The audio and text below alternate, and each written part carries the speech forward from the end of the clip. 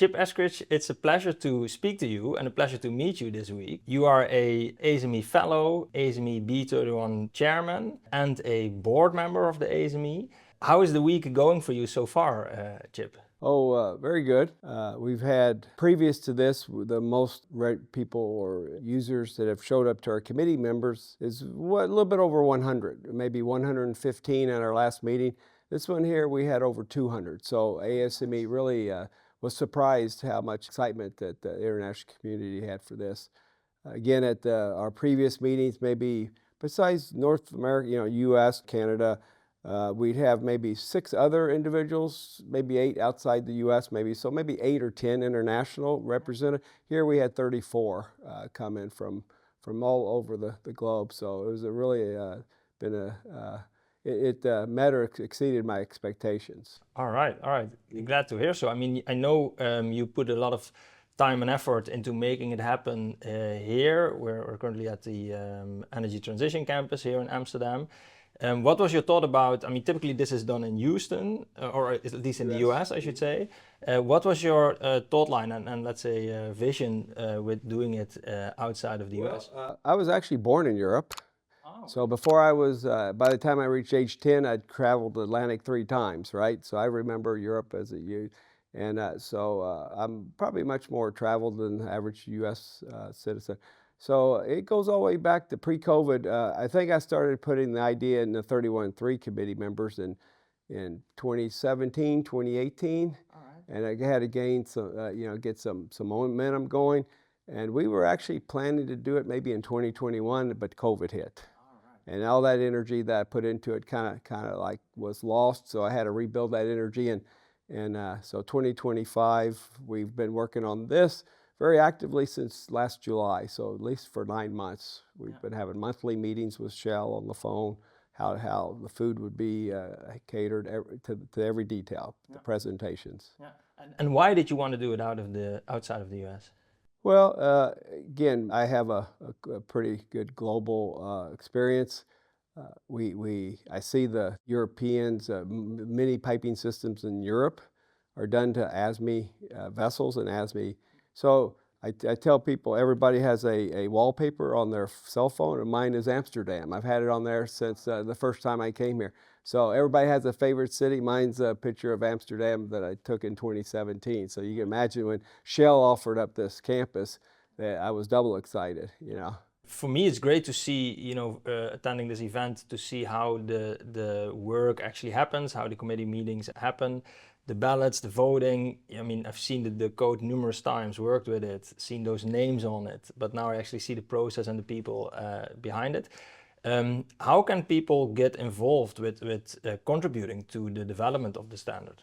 Well, I was 20 years out of the university before I came to the first meeting. I always thought it had to be by invitation. Right, and I actually did get an invitation. I sent in an inquiry. There's a way to do it in 31.3. You go back to Appendix Z, and it tells you how to issue a formal inquiry. And I guess I was fortunate enough. One of the members actually called me and thought the inquiry was quite intriguing. Thought that there was a glitch in the code, and asked me to come to the next meeting, which was 2000 in Orlando. And so I went on my own nickel. So, you don't have to be company sponsored, but I ended up becoming company sponsored. But so other people can get involved that way. B31.3, we have a staff secretary from ASME, Riyadh Mohammed.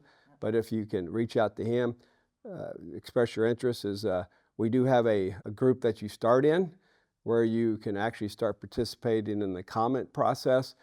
You have access to our internal webpage where you can see other people commenting on things. And from there, depending on how much you participate, you start rising up into different committees, which is how I did. Just to zoom in on that for a second, I mean, you mentioned 2000, and then when it all got started, how did that progress? How long have you, for example, been a chair of the B31? So 2009, I had an opportunity. One of our sub-chairs was missing a meeting or two in a row, and I volunteered. I'm somewhat assertive, so I somewhat volunteered to chair the meeting. Not the committee, the whole 100 people, but we break out into groups of say 15 or 20. So I'd been on the committee for 6 years, 7 years, and again, it's very intimidating at first, so I'd gained enough knowledge on how to run it.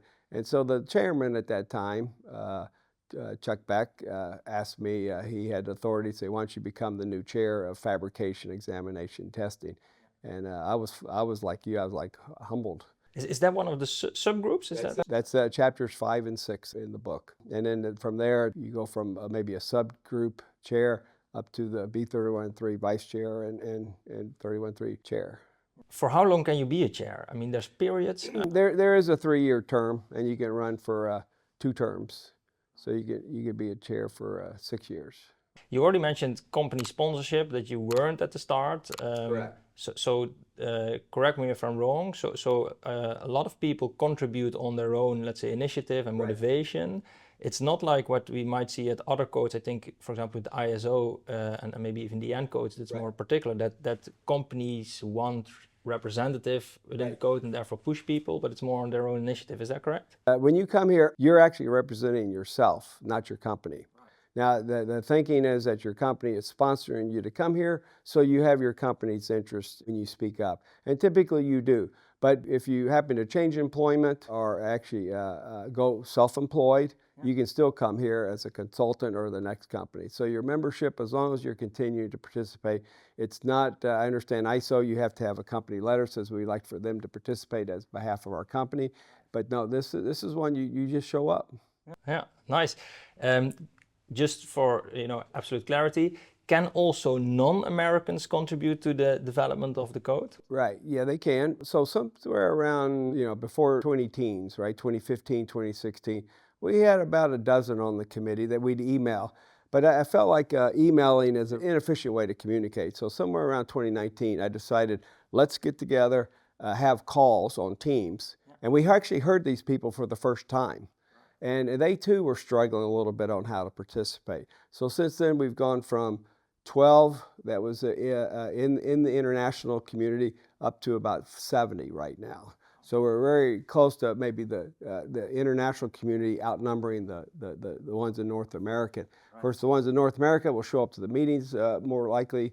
Yeah. So the international community, we do have an international working group that, and it's quite active right now. We're trying to get information in one of our appendices that, how does different countries around the world implement 31.3? Sometimes it's by law, sometimes it's just by maybe company standards. Yeah. For example, the Pressure Equipment Directive in Europe, how you can conform an ASME project with the PED compliance, for example. What are, you feel, some interesting developments in this space that are happening at the moment, Chip, that you feel are pretty cool? Well, just like on the boiler code, additive manufacturing is also something we're trying to get in 31.3. Actually, that's probably even ahead of the vessel code because we've actually manufactured valves. We've issued an interpretation that says you can make valves and fittings to 31.3. Just don't provide a lot of guidance other than you must meet the material and design properties of the code, but that's in development.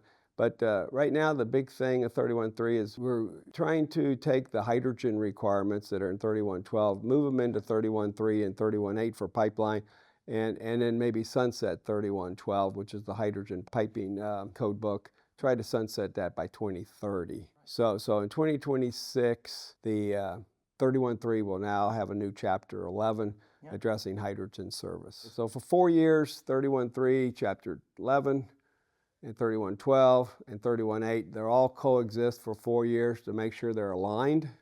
And then once we think they're well aligned, we'll sunset 31.12 unless there's opposition in the world to try to, a lot of regulations might cite 31.12, but the hoping is now they just change the law to say 31.3, chapter 11. All right, interesting. Are there some things that you are involved in personally, that you can share publicly that are exciting to you, Chip? Well, probably one thing I'm proud of is there's a big, thick 2,000-page handbook out there called the Piping Handbook. It's been around since 1935. Okay, the 6th and 7th edition was done by the last 31 standards chair, Mohinder Nayar. And since I now is the main chair of the B31 standards group, which is over 15 B31 books, Mohinder Nayar and McGraw-Hill realized I would be the right person to do the 8th edition. Wow. And I probably have 12 contributors out there bringing stuff in. We have a new chapter on bioprocessing equipment. We have some stuff, more information on NDE. So anyway, acoustic induced vibration, which is getting big. So, you know, they look for the book to have about 30% new material. And so I've looked at it and say, you know, so much of it in there is good, but anything that we do take out should be available and even on a website for the 8th edition. So that's kind of exciting. Yeah.